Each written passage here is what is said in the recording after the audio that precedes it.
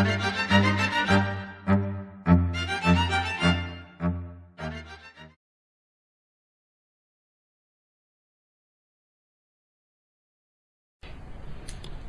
we're going to do a series of 4 talks on a common theme, and that theme, of course, is the redemption of Israel. And we're going to look at the way in which our God has prepared, is preparing for that day when he will redeem Jacob from the hand of him that is stronger than he. And as a starting point, we're going to have a look at Israel at the time of the end. That is, both what is happening in Israel and how that conforms to the requirements of Bible prophecy. And in the second part of our study tonight, we're going to have a look at Elijah's role, and in doing that, we'll be looking at our own role. So it's going to involve us. So hopefully we'll go away with something in terms of a slightly enhanced vision of the things that you and I hope to do in the work of redeeming Israel in the future. The design of this series of talks is such that if you happen to miss one, they're standalone, so we're not going to have to follow a theme through each of the studies. So this is a standalone talk, and tomorrow night, God willing, we'll be having a look at Jeremiah 30 and 31, Jeremiah's dream, which is all about the redemption of Israel and the second exodus of Israel, based on the life of Jacob. Well, what does Bible prophecy require of Israel at the time of the end? We hope to answer that by looking at a series of passages and looking at what's happening in Israel today and see that they conform to those requirements, or at least they're shaping up that way. But brothers and sisters, young people, friends, why do we take such an interest in Israel? Well, we take that interest because God has that interest. Psalm 121 verse 4 we read, "Behold, he that keepeth Israel shall neither slumber nor sleep." In Zechariah 2 verse 8 we read, "For he that toucheth you, says God, toucheth the apple of his eye." And of course we know that Paul in Romans, in his wonderful treatise on the position of Israel in relation to the purpose of God, says this in Romans 11 verse 28. "As concerning the gospel," he says, "they are enemies for your sakes. But as touching the election, they are beloved for the Father's sakes." And we know that he argues in Romans chapter 11 that Israel has fallen aside for a time. But their redemption, he says, is allied to ours. When Yahweh moves to redeem Israel, we ourselves will be redeemed. And so we are locked together, aren't we, with this people. We cannot share their waywardness, nor does God. We cannot agree with some of their political aims, nor does God. But we are bound to them because of the hope of the promises made unto the fathers. We are inextricably tied to this people. So we have a great interest in them, as God does. And we know from Deuteronomy chapter 11 verse 12 that it says this, that this land is the land which Yahweh thy God careth for. For the eyes of Yahweh thy God are always upon him, from the beginning of the year, even unto the end of the year. So there's not a moment when God is not watching that land and the people in it, sending forth through his Son the angels who will manipulate affairs to bring to pass the things that are required by Bible prophecy. Now the first one of those things that I want to consider tonight is Israel's latter-day prosperity. Let's turn to that very well-known passage, Ezekiel chapter 38. Ezekiel 38, of course, sets out very plainly the status of Israel just prior to Armageddon. Now, most of you will be aware that Israel, since it became a nation state on the 14th of May 1948, has been ruled by prime ministers who, for the most part, have been socialists.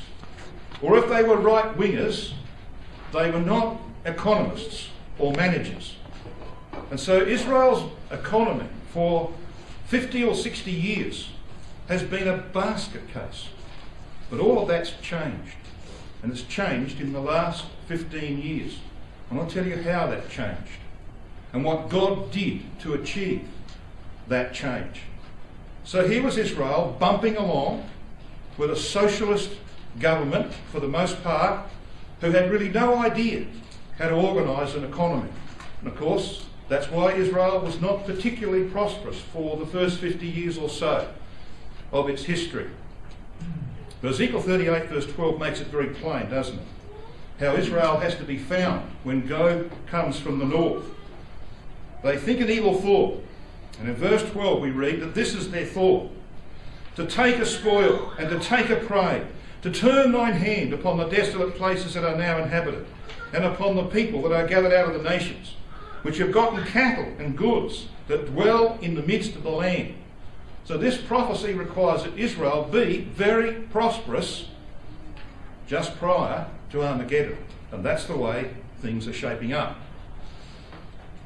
In the mid-90s, a man called Benjamin Netanyahu, an American educated MBA, became Prime Minister for a couple of years from 1996 to 1998. Of course, he's currently the Prime Minister of Israel as well. But it was in that period of 96 to 98 that Netanyahu made some decisions that have shaped Israel's economic position today. He reformed Israel's financial system completely, and that has produced their current prosperity. Now, most of us, of course, are aware of the global financial crisis of 2008. Some of us are still suffering from it. Australia and Canada came out of it, amongst the Western nations, better than most. Why?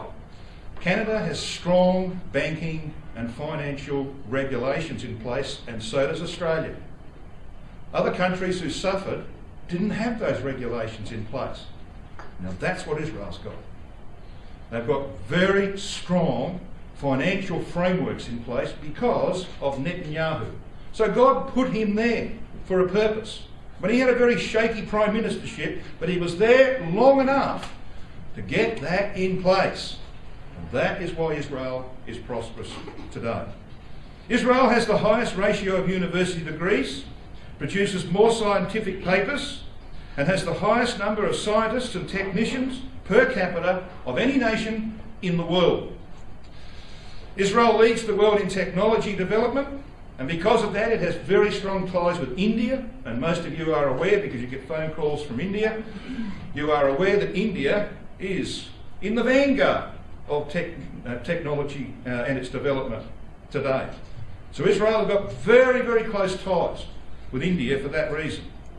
Israel has the largest number of companies on the NASDAQ stock exchange outside of North America. Israel hosts the world's largest wholesale diamond centre and handles most of the cutting and polishing of diamonds in the world. And just as one last example, because we could go on all night about Israel's prosperity and its position in the economic world, but just one instance that to me illustrates the ability of this people to make money. An Israeli company has produced a bionic retina implant, restoring sight to many who have lost their vision. To be sure, it's in black and white, but they'll eventually develop colour, a little bit like black and white television became colour television in the end. They've actually got this implant that they can put in someone's eyes, totally blind, and they can see in black and white. Obviously the Jews. Most of the inventions that have shaped our world, including of course the movie world, have been from Jews. So here is a people who know how to make money, and that's what Israel is doing today. However, their prosperity stands over against another prophecy, and we'll look at this in more detail tomorrow, and that's Jeremiah chapter 30. Please come along to Jeremiah 30 and have a brief look at verses 13 and 14.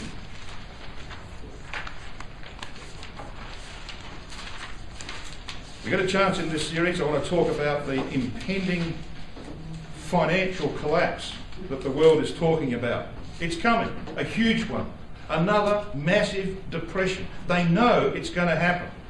And I can show you hours worth of TV programs that have been downloaded by people who have an interest in these things, which demonstrate that there is coming very soon another massive financial collapse that will make the global financial crisis of 2008 look like a Sunday school picnic.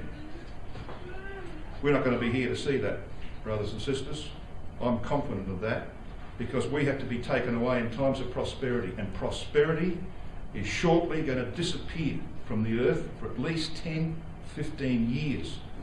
And you usually only get out of those sorts of depressions with a war. And that's how they're talking. We might just show a few of these clips in one of our final studies, just to demonstrate that it's coming. You know what? When that crash comes, Israel is going to stay, relatively speaking, on top of it. They have, of course, found massive quantities of oil and gas recently. I wonder why it took them this long to find it. Because God wanted them to find it now.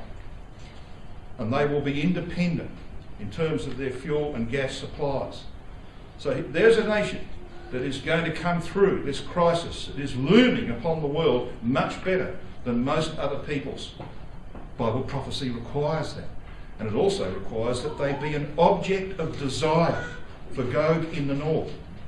And they will be that, but they won't have too many friends. Jeremiah chapter 30, verses 13 and 14, we read this of Israel: "There is none to plead thy cause." Why? Well, their bruise is incurable, verse 12. "That thou mayest be bound up, thou hast no healing medicines. All thy lovers have forgotten thee. They seek thee not. Why? For I have wounded thee with the wound of an enemy, with the chastisement of a cruel one, for the multitude of thy iniquity, because thy sins were increased." So we know, and this prophecy, as we will see tomorrow night, God willing, is about our time and the time to come. It's the time of Jacob's trouble, the time of Armageddon and beyond, when Jacob is redeemed from the hand of him that is stronger than he. That's the time. Just prior to that time, Israel has to lose its friends. Now, it has a few friends, doesn't it? Still. But look at the history. Of the 175 United Nations Security Council and the 690 General Assembly resolutions passed before 1990, so this is 20 years ago, this is not the record of the last 20 years, 97 of the 175 and 429 of the 690 were directed against Israel. Now that's not bad proportion, is it? The United Nations would be out of business if it wasn't for the motions being put up against Israel. So they haven't got too many friends. And both the US and Britain in recent months have shifted their attitude towards Israel considerably. So there are signs that the friendship that the United States has for Israel is fading away. And so it will be, because Bible prophecy requires that at the time of the end, Israel will be isolated. That's not going to bother them too much, because they'll be independent, they'll be prosperous, they'll have their own oil and gas, they'll have one of the best economies in the world. Who cares whether the US doesn't send their billions of dollars anymore? So they'll be arrogant for that reason. One of their close allies, Turkey, as you are aware, because of the Gaza fiasco, when 9 people were killed when the Israelis dropped men onto the ships, or the ships that were coming into the Gaza Strip. Turkey led action to boycott Israel over that fiasco. So there's a lot of things happening that will bring about the isolation of Israel from all of those who have previously supported it. And it may well be, just may well be, that one of the reasons why Israel will be caught off guard by Gog is that they might cuddle up to Russia a bit more. There's already moves underway in that direction. What about Christianity and Israel? Well, historically we know, of course, the Catholic Church has a long history of hatred and of murder of the Jews. Methodists and Presbyterians are unquestionably the most aggressively anti-Israeli among liberal Protestant denominations. The Episcopalians, and we don't have those in Australia, they're an American version. The Episcopalians The Evangelical Lutherans and United Church of Christ have debated and in some cases have adopted strong policies intended to bring direct or indirect economic pressure on Israel to compromise with the Palestinians. And one of those things is that they tell their members not to buy shares in Jewish companies. Don't touch Jewish companies. So the churches have made their position quite clear. Now, what do we expect then? If Israel's going to be prosperous, if they're isolated from their friends but thumb their noses at them, if they've got the Christian and the Muslim world against them, what do you think Israel's attitude's going to be just prior to Armageddon? Can we expect that there's going to be some kind of reformation amongst the Jews in Israel? Is that what the Bible teaches? That we can look and expect that there's going to be a lot of Jews who will reform themselves and turn back to their God in a way that He would accept? Can we expect that? I want you to come to Ezekiel 39.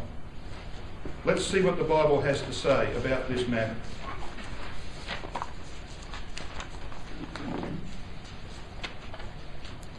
And what you can see on the screen behind me is the problem of the latter days.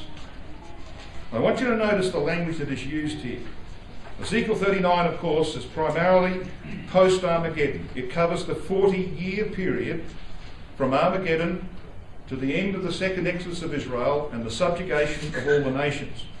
So that's the subject matter from verse 17 onwards, where God invites the submitted nations to come and share in the sacrifice that He's going to make. That's the sacrifice of Revelation chapter 19. But that's another subject. What I want to see from this context is what we can expect of the character of God's people Israel right at the end of the days. Well, this is it. Verse 24. This is what God says. Maybe just step back to verse 23. And the nations shall know that the house of Israel went into captivity for their iniquity, because they trespassed against me. Therefore I hid my face from them. If you're into highlighting in your Bible, and I guess there's some young people who don't mind doing a bit of that, there's a phrase here you can highlight. It sticks out for the record. It's this phrase in verse 24, therefore I hid my face from them. It comes out again, as we're going to see in verse 23, and then verse 24, and again in verse 29. Verse 24 says, according to their uncleanness and according to their transgressions have I done unto them, and hid my face from them. So that's twice already. Therefore, look at this verse 25. Therefore thus saith Adonai Yahweh, now will I bring again the captivity of Jacob. He's talking about the second exodus of Israel under Elijah, and we'll talk about that in a moment, God willing. And have mercy upon the whole house of Israel. In other words, this is the Jews in the land at the return of Christ, and the Jews who are outside the land at the return of Christ. The whole house of Israel. And will be jealous for my holy name. After that they have borne their shame and all their trespasses whereby they have trespassed against me, when they dwelt safely in their land, and none made them afraid. So when's this, brothers and sisters? What time period is God saying that His people Israel upset Him the most? Well, He talks about their long history of waywardness. And He can go back centuries, millennia. These people have turned their back upon Him time after time. All of that history. But what is the period when God says that they upset Him most? Well, He says it here, verse 26. When He gives you the time, when they dwelt safely in their land, and none made them afraid. That's a quotation, isn't it? That's a quotation from Ezekiel 38, verse 8 and 11. The time just prior to Armageddon. The time between our removal to the judgment seat and Armageddon. We won't see this from here. There'll be a 10-year period between our removal for judgment from the resurrection time to Armageddon. And it's in that period that Ezekiel 38 will see its fulfilment and peace will finally come to that land. There'll be no walls and bars and gates. I've been through a few of those in the last 12 months. Spent hours in Israeli security places, locked up. So I know a little bit about Israeli security. I've stood and looked up at the 8-metre high wall. I mean, it's removable with a crane. And Ezekiel 38 says that they will have no walls, bars and gates, verse 11, because they will be at peace. End of verse 8.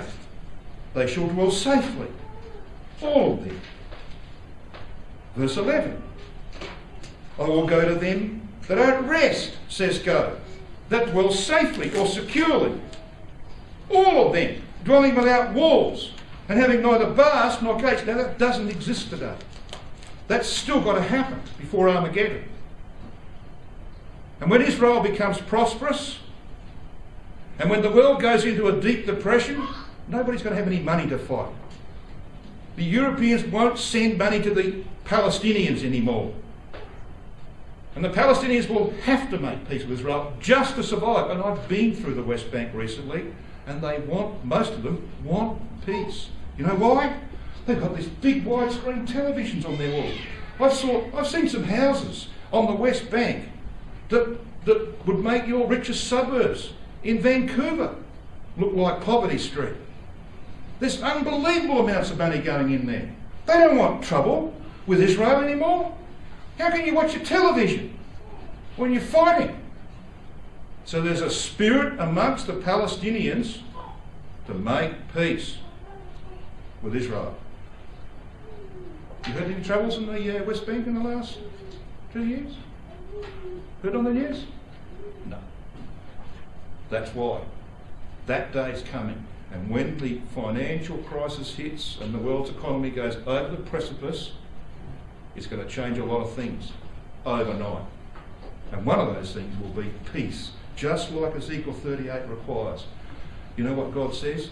That when that happens, from then to the time he sends Elijah is the time when his people Israel upset him the most. For all their history, that's the period when they get under God's skin, if I can use that terminology. When they dwelt safely in the land and none made them afraid. So don't expect reformations in Israel. Expect prosperity. Expect Israel to be isolated, but at the same time arrogant. Arrogant to the point that God isolates that one period in their history. It's the one that troubled him the most. Scripture's pretty clear, isn't it? Israel's latter-day arrogance is spelled out. And their long history of pride and self-dependence peaks in these latter days. As I said, recent massive finds of oil and gas will make Israel self-sufficient for decades to come. And they attribute their success to their own abilities, don't they? Their ingenuity, their endurance under duress and trial and oppression and attack from enemies. They say, well, this is because of our arm that we've done this. And of course, many of the older generation of Israel, the Holocaust generation, and those who immediately succeeded them, ceased to believe in God anyway. You've heard the stories, haven't you, of the Jews in their concentration camps who pleaded with God, just as Deuteronomy 28 said they would. Would God that were morning. And when the morning came, would God that were evening. And they cried out, surely the God of Israel will answer our prayers. They didn't get an answer, not the answer they were looking for, not deliverance. And so many of them said, there is no God. There cannot be a God. So many Jews are atheists for that reason. Over 2/3 of them are secular, don't believe in God. And that's why some of the behaviour that we see, not only in the land, but elsewhere where Jews are concentrated, is not particularly salubrious. Because God is not in the picture. So this is the character of God's nation just prior to Armageddon. And these are some of the reasons for it. You know, one of the things that must really upset God is that the nation of Israel today claims to be its own Messiah. Now, this is not difficult, is it, for a people who could say, in the presence of Pilate, we have no king but Caesar, completely repudiating the covenant made to David. They're doing a similar thing today, inasmuch as they say that the nation itself is its own Messiah. Now, some of you might have seen some of these quotes before. If you've not read the book Bible and Sword by the Jewish historian Barbara Tuchman, who died a few years ago, you should try and get hold of it. It is an absolutely wonderful piece of literature about the history of Israel, particularly their relationship with the British Empire and the way the British have supported them to return to their land. Tuchman, amongst other things, says this: not until they came to perceive, beginning in the 1860s, that they would have to act as their own Messiah, did the return to Israel actually become realisable.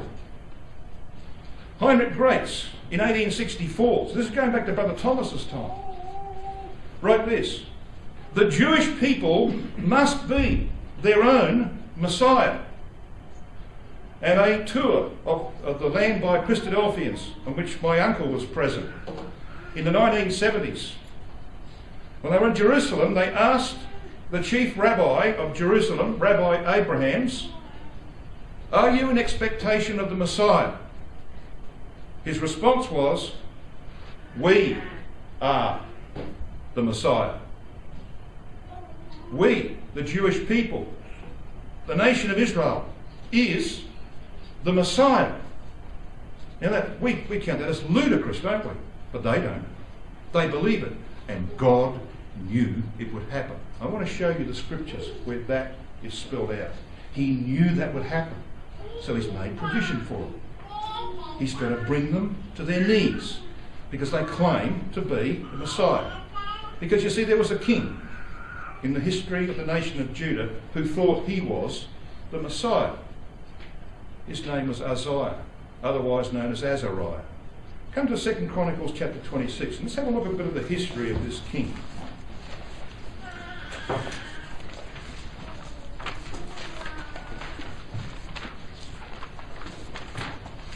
Now we know this story pretty well. Here is a teenager who comes to the throne, 16 years of age, and immediately sets in motion the wheels of development and prosperity. He takes Elath as a 16-year-old. And then there is a long succession over 40 years of incredible achievements right across the spectrum, whether it be agriculture, military, you name it. He achieved. And God was with him in that achievement. Spelt that out several times in this record. He was marvellously helped, the record says, till he was strong. The problem was it went to his head. And he began to ask himself the question, when Messiah cometh, will he do greater works than this man? His answer was no. But he had one problem. He was sitting upon the throne of David, but he wasn't a priest. He certainly wasn't the high priest. But conveniently, the high priest's name was Azariah, and that was Uzziah's other name, Azariah. So all he needed to do was to change the person, not the name, and become king and priest. And we know what happened. He chose a special feast day, he took a censer, he went into the temple. Josephus says that there was an earthquake, and there was an earthquake in the days of Uzziah, wasn't there? We'll look at that in a moment. There was an earthquake, split the temple, a ray of light shot through, lit up the fact that his forehead was now full of leprosy. And he left that place crying out, unclean, unclean, chased out by 80 priests. That's the story. And he dwelt in a house apart. And the record there in verse 21 of 2 Chronicles 26 says this: Uzziah the king was a leper unto the day of his death, and dwelt in a several house. Now Rotherham translates that, a house apart. Just store that one away on the shelf somewhere. A house apart as a leper because of his presumption in trying to assume the role of Messiah. Uzziah is the would-be Messiah.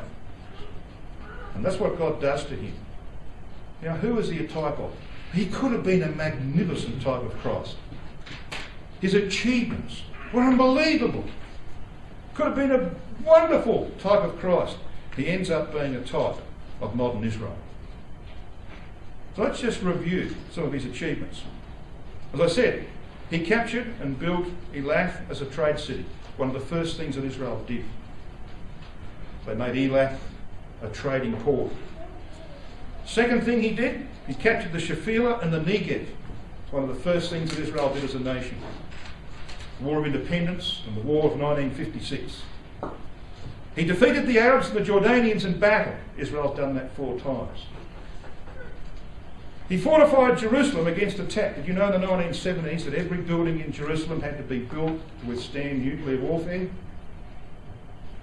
Won't help them when the big earthquake comes. That's what they did. He built a prosperous agricultural society. You eat oranges from Israel, so you know about their agricultural prosperity.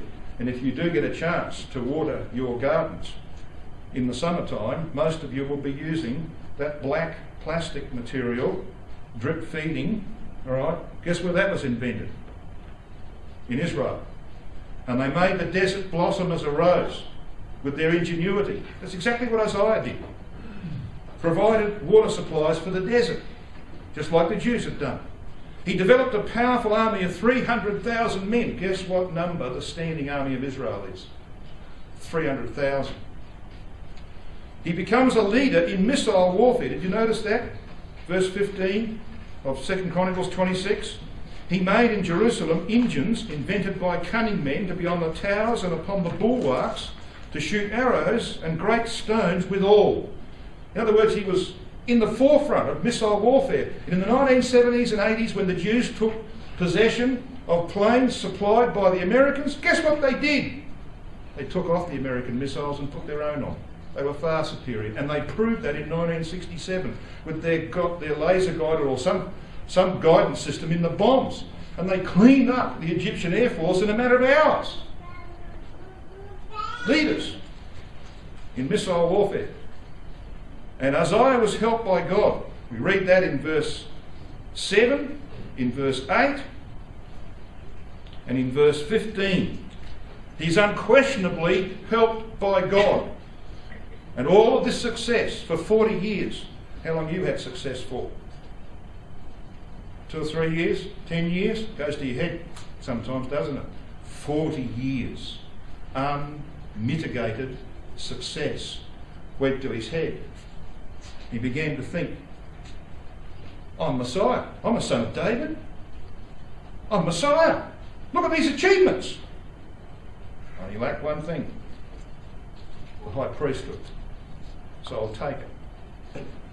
And that's where he came unstuck. He attributed his success, like Israel does, to their own strength. That is their problem. So Israel claims today to be the Messiah. The nation itself is the Messiah. So what did God do to Uzziah, this presumptuous king? Well, he smote him with leprosy at the time of an earthquake. The earthquake you read of in Amos chapter 1 verse 1. Amos prophesied 2 years before the earthquake in the days of Uzziah. That's how critical that was. You know, they'll talk, historically, if they get time to do it, they'll talk about the 2010 floods in Brisbane. Who cares anyway? But you see, because it's a dramatic event. 9/11, what year was that? Come on, what year was 9/11? 2001. Of course. You don't forget that, do you? What year was President Kennedy shot? Yeah, exactly. So you know those dates. All these young people knew them as well, didn't they? Yeah. See, that's how mankind thinks, isn't it? These significant dates. And Israel claims to be Messiah because they think that all of their achievements from 1948 onwards are due to them. It's going to be quite different when Zechariah 14 happens. I want you to come to Zechariah chapter 14.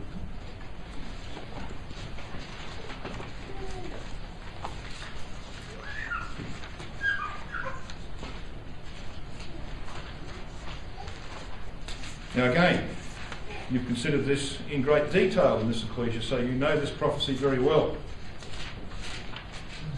It talks about the humbling of Israel by an earthquake. But I wonder why it says this in verse 5. He shall flee from the valley of the mountains, for the valley of the mountains shall reach very near. Yea, ye shall flee like as ye fled in the days of Uzziah, king of Judah. Yahweh my God shall come, and all the holy ones with thee. So the saints are there. So part of your work, brothers and sisters, part of your work in the company of our Lord Jesus Christ, in the very near future, probably only 10 or 11 years away, if Christ comes when I think he'll come, is to humble God's people in the land who think they are the Messiah. And the great earthquake described in Zechariah chapter 14 is likened to the earthquake in the days of Uzziah, king of Judah. I wonder why. Same problem. Pride, arrogance, presumption, claiming to be the Messiah, just like their king of old. So that's why when you turn back to Zechariah 12, you read this. Zechariah 12 verses 12 to 14. Post great earthquake, 2/3 in the land destroyed. Verse 12 says this, and the land shall mourn, every family apart. The family of the house of David apart. And so it goes on like that. Have you counted these up, Nathan? The Hebrew word apart. If you haven't, nobody else in the room has. You know how many there are there? 11.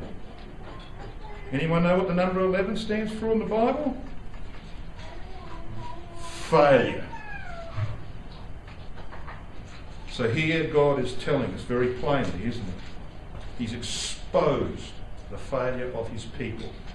And they, like their king Uzziah, because of leprosy, will dwell in houses apart until they come to a full realisation of the depth of their apostasy and their need for recovery.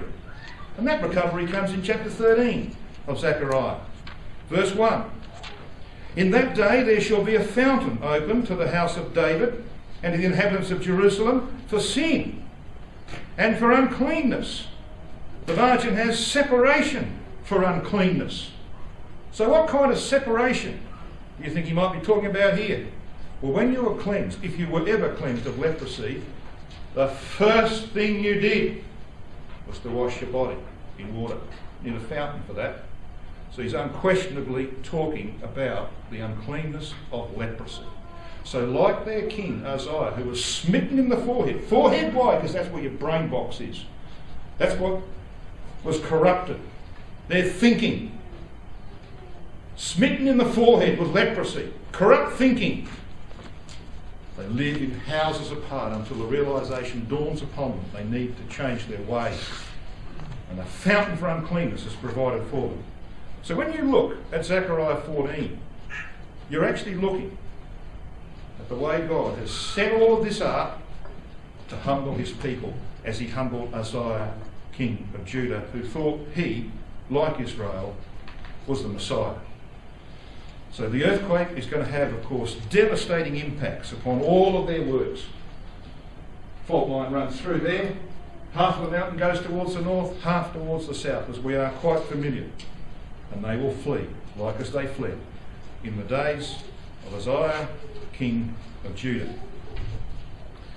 Well, that's all I'm going to say about Israel today. I think we can see from just those few considerations what Bible prophecy requires. And I think we can also see that it's actually shaping up that way. So we must be close, and we are close. What I want to do now is to step into the next phase of this talk, and to talk about the redemption of this people and the work of Elijah, which is why we read Malachi chapter 4. So let's come back to Malachi 4.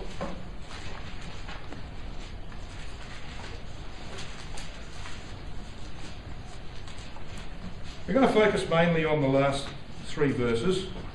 You're fully aware, of course, that verses 1 through 3 are about Armageddon and our involvement in it. we are the calves of the stall who go gambling. And I don't mean by that down at the casino in North Battleford. I'm not talking about G-A-M-B-L-I-N-G, gambling, but gambling. That is G-A-M-B-O-L. So when you let, as you do in Canada, you let your animals out of the barn after the winter when they've been locked up for 3 or 4 months, what do? Do they just toddle out the field and say, there's some nice grass out here? Well, they get out there and they bounce around like children. Well, that's what that's talking about. When we're released from the problem of mortality, brothers and sisters, and given the role of establishing the kingdom of God alongside of our Lord Jesus Christ, we'll be bouncing around as immortals will, in happiness and joy and enthusiasm and vigour to achieve the work that will be given to it. That's what that section of Scripture is about. And part of that work is then explained in verses 5 and 6. It's the work of Elijah the prophet. But he won't be alone, as you'll see in a moment. He's going to have others with him who will share that work. You know, there's something very fundamental here, and some of you will have heard me say this before, but I deliberately repeat this because I have to say, and I say this in humility, this is not as well understood in our brotherhood as it ought to be. We need to get this right. There are ways in which God describes Israel, his people, in the Scripture, in the prophetic Scriptures. He uses these terms of the Jews who are outside the land. When you read in the prophetic Scriptures where the people, not the land, are the subject, because we know, of course, in Ezekiel 38 it speaks about the mountains of Israel. They called the state Israel. We as a community rejoiced because it was named Israel in terms of Ezekiel 38. But God doesn't call the people in the land Israel. He never calls them Israel prior to Armageddon. They're always Judah. So whenever you read in the prophetic Scriptures, so listen carefully to what I'm saying, in the prophetic Scriptures which speak about our time, the return of Christ, the events of Armageddon, whenever you read these names, Israel, Ephraim and the remnant of Jacob, it always refers to the Jews who are outside the land at the return of Christ. When you read the name Judah, it always refers to the Jews who are inside the land at the return of Christ. I've been checking it as I've done my readings for the last 30 years. But I ask you to do the same. Check the context. And it's invariable. There's only one where there may be an issue of doubt, and that's in Isaiah 11. And that's not a problem either. Check it when you do your readings. And we read a lot about the prophets, don't we? Check the name. Look at the context, and you will see it is absolutely pristine. It's invariable. So if you don't apply this formula, you will not interpret prophetic Scriptures correctly. And sadly, when I read some of the stuff that's going around our brotherhood, that is the case. It's not interpreted correctly. Mistakes are made because this formula is not applied. So I raised that because I think it is vital, it's critical. Just a couple of proofs, just so that you can be satisfied that this is the way it's presented. I won't ask you to turn these up, but you can do so if you wish. Joel chapter 3 verse 1. For behold, in those days and in that time, what time? Well, he gives us 2 eras, pretty close together. When I shall bring again the captivity of Judah. What does he mean? 1948. The people who come back to the land form a nation state called Israel. God says the people are Judah. What about the captivity of Jerusalem? Well, we know that, don't we? 1967. So you've got your 2 dates, 1948 and 1967. Zechariah 12 verse 7. Yahweh shall also save the tents of Judah first, because they're the Jews in the land. And we'll come perhaps back to this one a little later on. Jeremiah chapter 3 verse 18, Rotherham's translation. It's very important in the scheme of things. In those days shall the house of Judah go unto the house of Israel. Now, where is the house of Israel? Well, we read on. That they may enter together out of the land of the north. So Israel is in the north. They're not in the land. It's Judah who's in the land. And they're the ones who will be purified by the work of Christ. Okay? Now, it doesn't matter that the Jews in the land come from all the tribes. That's not important in this. When God looks down upon those people, he knows which tribe they come from, and he'll put them in the cantons or divisions of the land after Armageddon. He knows that. He just looks at it and says, that is Judah, the Jews in the land. And we'll see the perfect consistency of that over the next couple of nights, God willing. Let's have a look then at the work of Elijah. Malachi 4, 5 and 6. We need to step back though to verse 4 briefly. Remember ye the law of Moses, he says, my servant, which I commanded unto him in Horeb, for who? All Israel. What does that mean? Israel and Judah. It's a comprehensive term. All Israel. So what does that mean? It means that what follows, the work of Elijah, must apply to Judah and to Israel. To the whole house of Israel. Verse 5. Behold, I will send you Elijah the prophet before the coming of the great and dreadful day of Yahweh, and he shall turn the heart of the fathers to the children, and the heart of the children to their fathers, lest I come and smite the earth with a curse. Now, there's been discussion about this term before. It's pointed out, of course, that that's the word pani, and pani means the face, and therefore some suggest that Elijah's work is done in the face of the day of Yahweh. And the day of Yahweh we know is not just one day, it's a period of 40 years.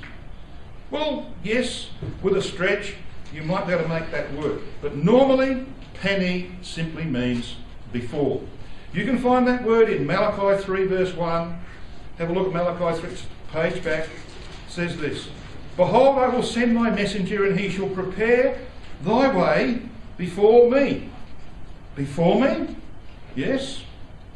Before, in terms of time. It's talking about the work, John the Baptist, right, and the work of Elijah in relation to Christ. So it's before the appearance of Messiah. Amos chapter 1 verse 1, 2 years before the earthquake. What does that mean? Simply before. So in terms of time, the work of Elijah begins before the great day of Yahweh, Armageddon. I believe 3.5 years before, just like John the Baptist's work began, before Christ made his appearance on the scene. Now, we don't have to argue about this because the scripture speaks eloquently about it. This passage is quoted in Luke chapter 1 and verse 17. And it's quoted in relation to John the Baptist. When did he begin his work? Across the face of Christ's mission? Or before Christ came on the scene? Pretty obvious, isn't it? Now, notice what Brother Thomas says in his translation of this passage in Luke 1. To restore to posterity the father's dispositions and disobedient ones to just persons' mode of thinking. And that's what is meant by this phraseology here. That the work of Elijah primarily is to turn the heart of the fathers to the children. Now, if I'd been writing that, I wouldn't have put that in. What I would have put in there was this. To turn the heart of the children to their fathers, wouldn't you? He doesn't put that first. Why does he put it first? Why does he put this turning the heart of the fathers? He means Abraham, Isaac and Jacob to the children. Well, Isaiah 29 verses 22 and 23 explain it. Therefore thus saith Yahweh, who redeemed Abraham concerning the house of Jacob, Jacob shall not now be ashamed, neither shall his face now wax pale. Jacob's as dead as a doornail, isn't he? You don't know anything. But if Jacob was alive, he would be ashen-faced, knowing the behaviour of those who came from his loins. He would be utterly ashamed of them. That's what that's saying. And so the work of Elijah is to restore the fathers to their children, which you can only do by turning the children back to the disposition of the fathers. Okay? So it's a very, very important work. We're going to see John the Baptist began that work. Now there are two phases to Elijah's work, and we saw that by looking at verse 4. He has a work in relation to Judah, and he has a work in relation to Israel. As I said, his message was to all Israel. And John the Baptist was Elijah to Judah, to the Jews in the land. So that when Elijah actually comes, he's been raised along with all those who are responsible, immortalised together with those who are accepted, and he goes forth in the company of many saints to accomplish this work. When that happens, brethren and sisters, his work will be confined to the Jews outside the land. Because Elijah's work to the Jews inside the land was accomplished by John the Baptist. Now some are slow to pick this up, and they were in Christ's day too, because he said that. Matthew 11 verses 13 to 15. For all the prophets and the law, he says, were unto John when he prophesied, and this is Robert Hand's translation, and if ye are willing to accept it, and they had trouble, he, that is, John, is Elijah, the one destined to come. Straight over their heads. They had no idea. That's in Matthew chapter 11. So guess what? In Matthew 17, Christ tries again. Don't get through the first time, you try the second time. Matthew 17, 10 to 13. And his disciples asked him, saying, Why then say the scribes that Elijah must first come? They knew the prophecy of Malachi 4. And Jesus answered and said unto them, Elijah truly shall first come and restore all things. Yes, he's got a work to do before I arrive publicly on the scene. But I say unto you that Elijah is come already. To whom? To the Jews in the land at the time of Christ. He's come already, and they knew him not, but have done unto him whatsoever they listed. And then finally a penny dropped. And they said, Oh, he's talking about John the Baptist. Yeah, he was. Then the disciples understood that he spake unto them of John the Baptist. So don't expect Elijah to go into the land called Israel, to the people known as Judah. That work's done. It's done. Christ will deal with them, and that's what Zechariah's about. Elijah's work is to those who haven't seen him yet, in any form. You know, they leave a chair at the end of the table, vacant, for Elijah. One day he's going to come and sit in it. And they'll be very surprised, even though they leave the chair vacant. He's going to come to the Jews who are outside the land. And that will all happen, of course, because of the work of the resurrection, the judgment seat, and the immortalisation of the faithful. When Elijah and those who go forth with him are prepared, they will be sent out to the Jews outside the land, to all parts of the earth, to begin this work of redeeming, restoring God's people. It's a work, of course, that will take 40 years.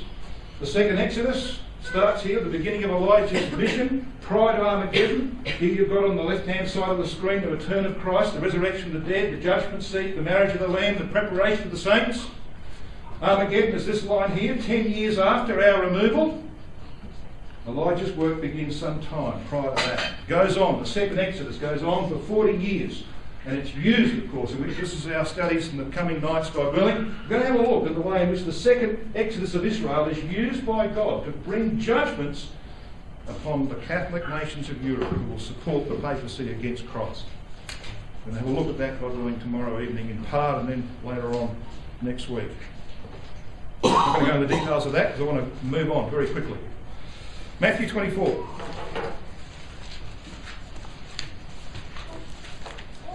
I want to talk about our role in this now. Business. One thing to talk about the mechanics of it, another thing to talk about participation. And that's what we're waiting for.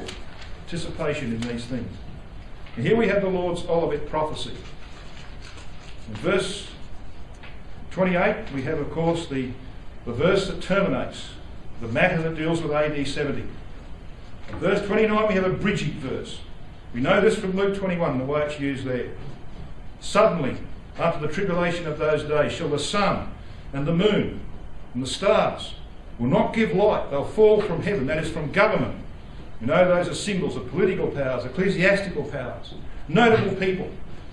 That's what happened in AD 70. But you see, Christ doesn't just have AD 70 in mind. In Luke 21, those same words are used. The powers of the heavens shall be shaken. He bridges 2,000 years in a word.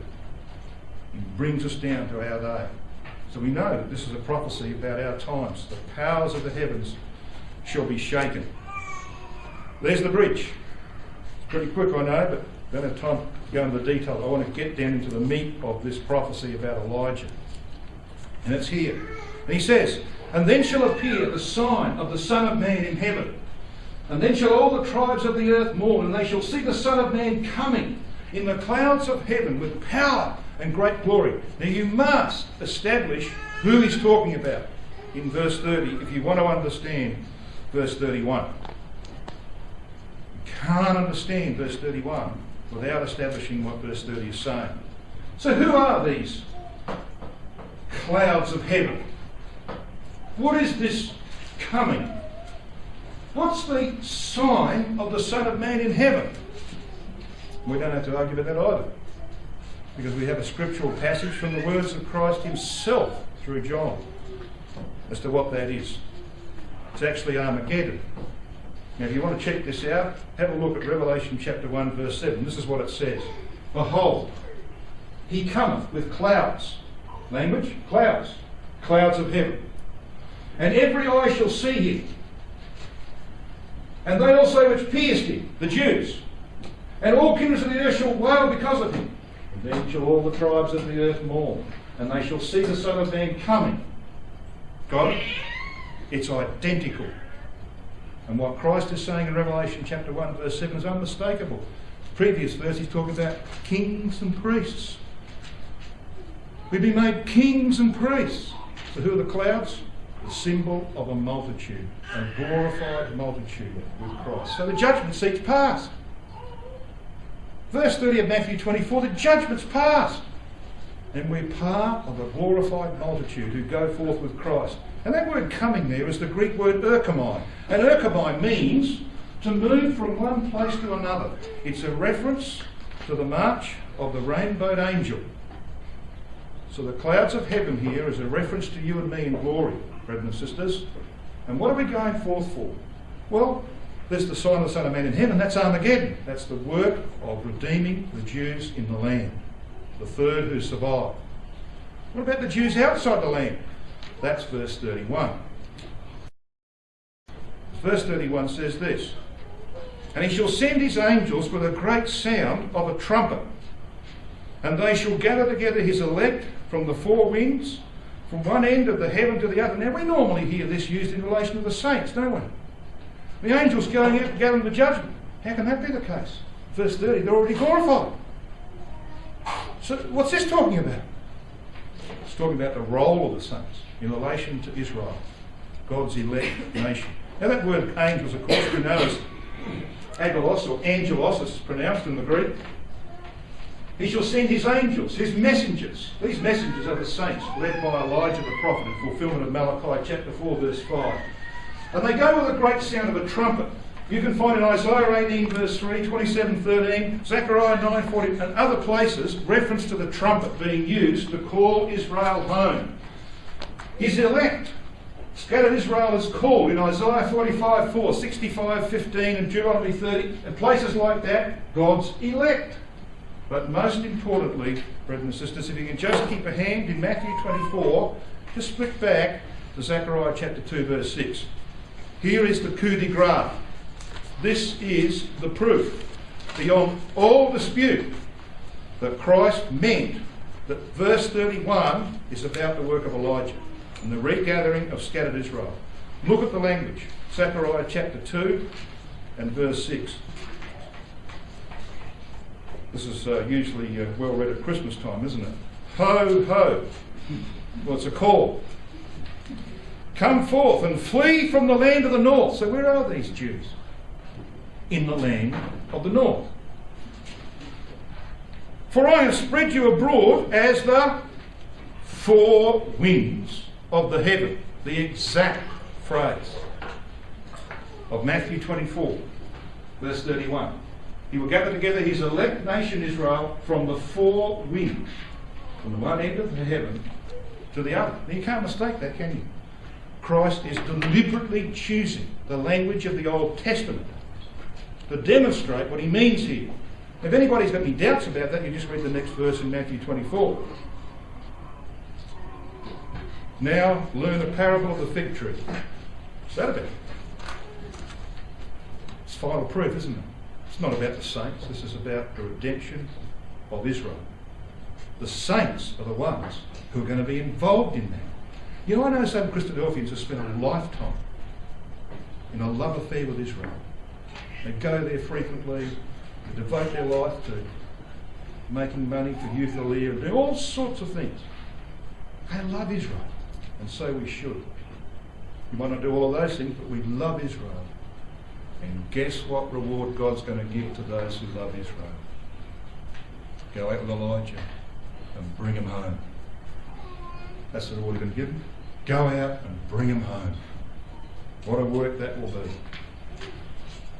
I'm going to move on very quickly, because he goes on to say in the next verse, so likewise ye, when ye shall see all these things, know that it, time of summer, time of harvest of the earth, Armageddon, heap of sheaves in a valley, the judgment, that's the language, so we know where we are. Now Elijah has a message to Israel, and that message is back here in Jeremiah 3. I want you to come back to Jeremiah 3 because I want to just nail down that formula that we used a little earlier.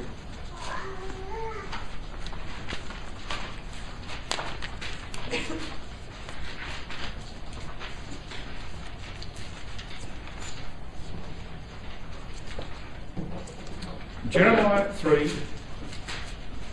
you read this. Verse 12.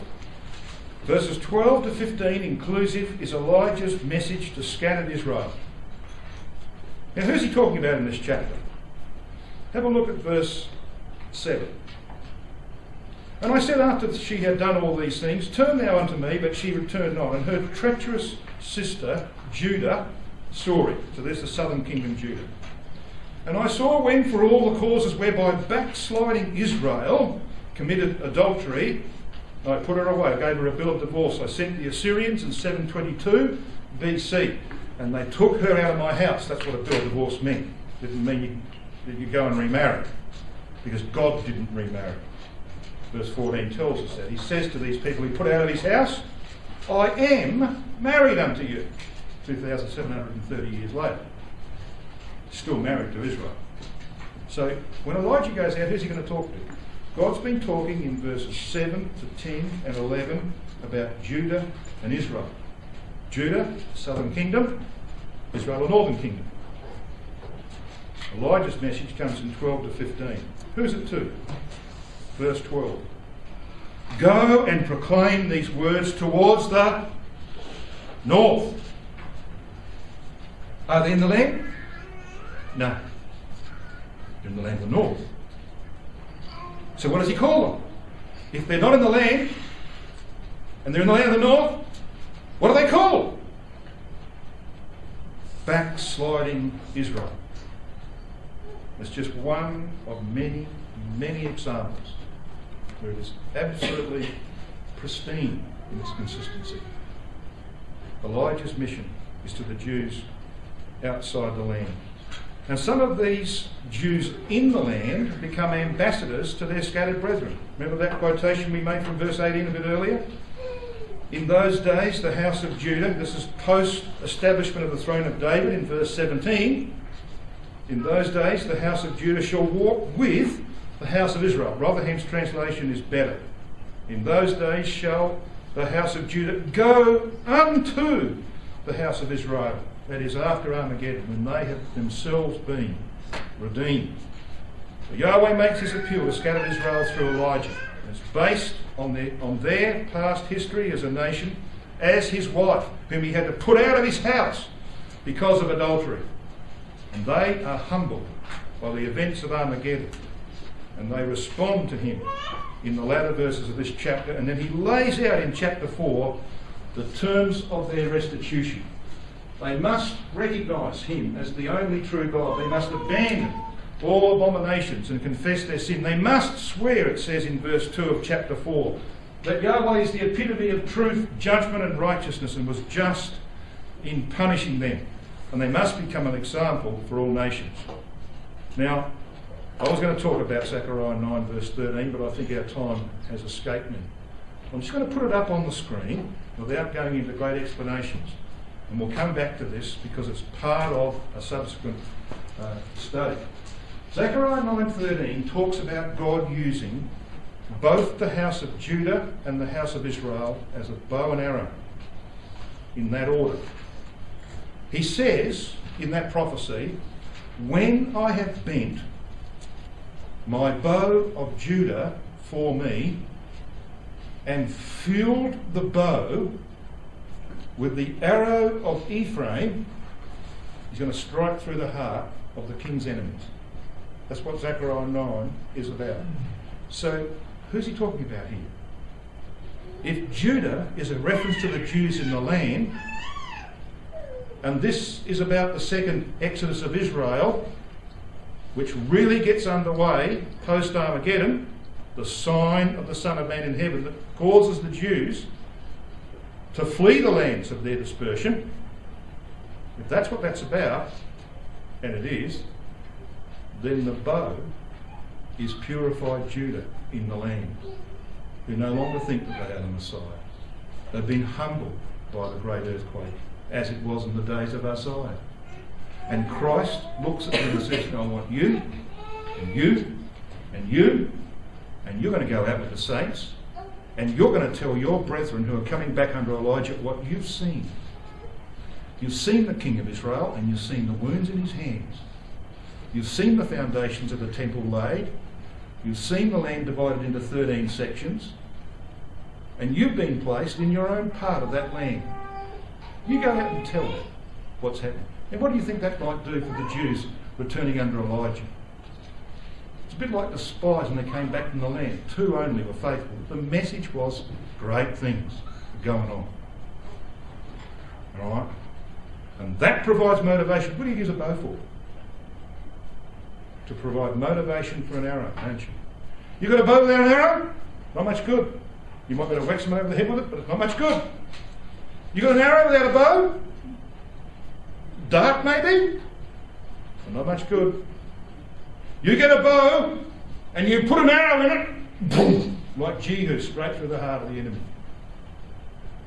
So the motivation is provided by the Jews in the land who have been purified by Armageddon and the events that follow. The arrow is called Ephraim. Israel, Ephraim, and the remnant of Jacob, the Jews who are outside the land, returning to the under Elijah, will be brought to Europe. We'll see that in our next study, I think.